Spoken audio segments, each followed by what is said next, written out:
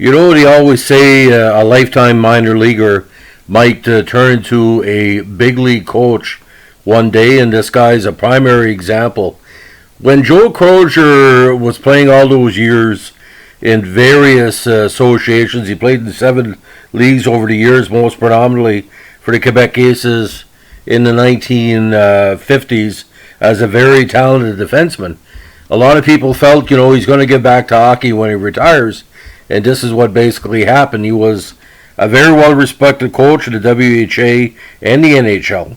And he started his career again with the minor leagues with the Quebec Aces.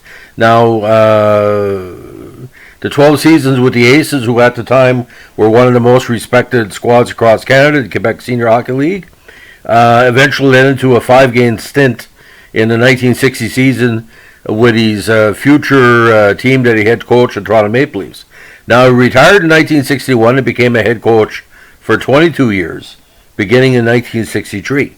Now, he had also previously been a head coach for the Aces while he was still playing with them in 1958. Now, as a head coach in several associations, Crozier ended up being a 3-time Calder Cup champion with the Rochester Americans of the AHL, a 2-time Lester Patrick Cup championship winner with the Vancouver Canucks of WHL, and a Memorial Cup champion with the Kitchener Rangers of the OHL. Now, during his coaching career, he also made brief appearances in the NHL with the Sabres for 2.5 seasons and the Toronto Maple Leafs from the end of the 1980 campaign to the first half of 80-81. Now, in 1985, Crozier was inducted into the Manitoba Hockey Hall of Fame for his individual efforts. Then once again in 2007 as part of a team induction of the Memorial Cup winning 1949 Brandon Wheat Kings. Now, Joe was also the father of professional hockey player Greg Crozier.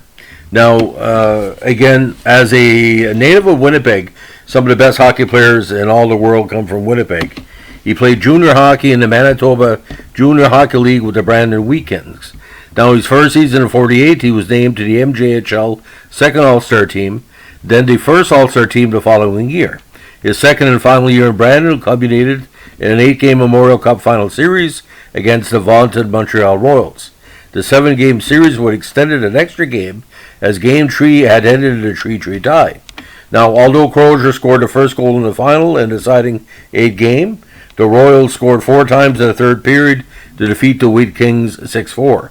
They were later inducted as a team into the Manitoba Hockey Hall of Fame 58 years later, of course, in 2007.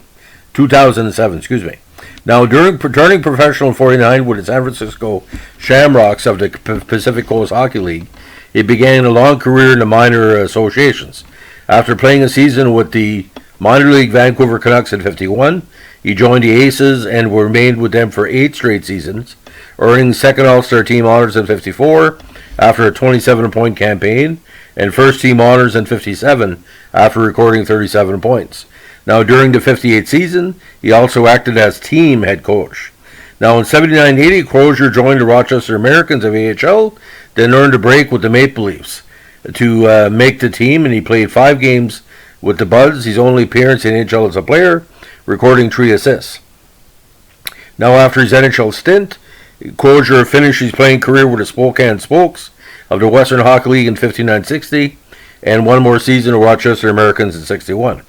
Now, he made his head coaching debut in 58 with the Quebec Aces of the Senior League while still playing defense, posting a 29-31-4 record. Now, upon retiring in 61, he became head coach for the Charlotte Checkers of the EHL in 62. After one season with the Checkers, he joined the Americans, whom he had previously played, and in 65, his second season head coach of the Americans, he won the first of 3 Calder Cups as AHL champion during his 5 campaigns with the squad. Now, fresh off his 3rd Calder Cup and 4 consecutive trip to the AHL finals, he became head coach for the second rendition of the Vancouver Canucks of the WHL, with whom he had previously played for early in his career. Crozier immediately won 2 Lester Patrick Cups as WHL champion in his only 2 seasons in Vancouver. Now, after a heart attack to Sabres coach Punch Imlach, Crozier was given Imlach's position and made his NHL coaching debut in 72. Although he finished the Sabres 72 seasons with just 8 wins in 36 games, He coached the Sabres in a playoff berth to the following season, posting a winning record of 37, 27, and 14. Of course, this was the Perreault years. After finishing his third season with the Sabres out of the playoffs, he was replaced by Floyd Smith after the 74 campaign. Now, upon leaving the Sabres, he joined the WHA with the Vancouver Blazers in 75, then the Calgary Cowboys for 2 seasons as the franchise relocated. Now, in 1956, Crozier made it to the semifinals with the Cowboys, but lost to the eventual champion Winnipeg Jets. And his third and final season with the Blazers Cowboys, in which Calgary failed to make the playoffs, Crozier dumped the team's pair of hockey sticks from the bench onto the ice during the game in protest of a disputed call. Another incident with the Cowboys involving a mishap while trying to return to Calgary after the game against San Diego. The pilot had failed to refuel, and there was not enough gas to return home. Although Crozier asked the team to collectively pitch in, they still did not have enough money. The team was bailed out by their play-by-play announcer, who used his wife's Texaco card to front the $1,500 bill. During his stint with the franchise, Crozier also rose to the position of GM. Now, in 81, Crozier received a second break in the NHL with the Leafs, being named to coach a team at the start of the season.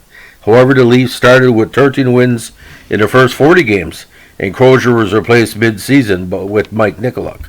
After his second NHL stint, Crozier joined the Kitchener Rangers of the Ontario Hockey League for 2 seasons, replacing the charismatic Orval Tessier. The Rangers had just come off a Memorial Cup final game loss to the Cornwall Royals the previous season, and in his first season with the team, they returned to the Memorial Cup, winning the J.S. Robertson Cup as OHL champion.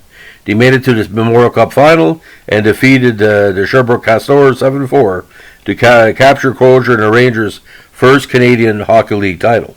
Now, coming off the Memorial Cup championship, Crozier and the Rangers finished with a strong 45-23-2 record in 83, but fell to Sault Ste. Marie in the third round. Now, after 2 seasons with the Rangers, he returned to the Rochester Americans for 1 season, in which they reached the 84 Calder Cup final against the Maine Mariners, but lost in 5 games. Crozier then retired after the 84 season. He was eventually inducted in the Manitoba Hockey Hall of Fame in 85 for his individual efforts, and was elected to the American Hockey League Hall of Fame class of 2012 for his career as a player and a coach. Now, final NHL totals, 90, 102, and 40. Again, 1 playoff appearance in the WHA, 109, 117, 13. Again, losing the semifinals to Winnipeg after beating Quebec in the quarterfinal round. Now, awards and achievements.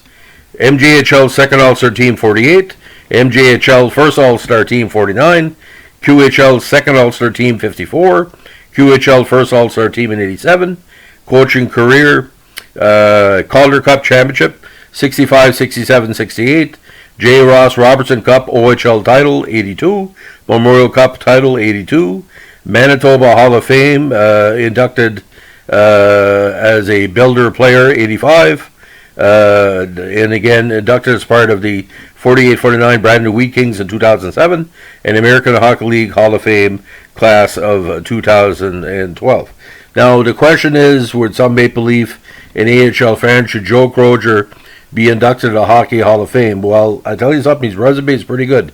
I'm not saying, I think what really is stopping players like him, if Ralph Backstrom and Red Berenson couldn't get in, Joe Crozier doesn't have the NHL numbers, but he has the long-time thing. So if Backstrom and Berenson, Backstrom, unfortunately, God bless his soul, he passed away recently, if they're not in the Hall of Fame, look at Red Berenson. I mean, what can you do there? So, ladies and gentlemen, that's the Legend of Joe Crozier, another one of our NHL Vintage podcasts. If you like what you're doing, give us a like, comment, and subscribe.